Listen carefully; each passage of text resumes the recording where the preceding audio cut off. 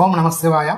2025 సంవత్సరంలో తులారాశి ఫలితాలు మన జన్మ జాతకంలో దశ అంతర్దశ ఫలితాలు చూసుకుంటేనే గోచార రీత్యా ఈ సంవత్సరం తులారాశి ఫలితాలు గమనిస్తే చాలా బాగుంది. ముఖ్యంగా గురుడు శని రాహుకేతువుల్ని గమనిస్తే శని భగవానుడు ఈ సంవత్సరం మార్చి 30వ తారీఖున కుంభరాశిలో నుంచి మీనరాశిలో సంచారం వల్ల ఈ తులారాశి వారికి 6వ స్థానంలో ఉండడం వల్ల శని చాలా అనుకూల ఫలితాలు జరుగుతాయి. ముఖ్యంగా ఉద్యోగ విషయంలో చాలా ఉన్నత స్థానంలోకి వెళ్తారు. అదేవిధంగా స్థిరాస్తిని అభివృద్ధి చేసుకునే ప్రయత్నం కూడా జరుగుతుంది. ముఖ్యంగా కోర్టు సమస్యలు ఏమైనా ఉంటే కూడా అవి కూడా పరిష్కారం అవుతాయి.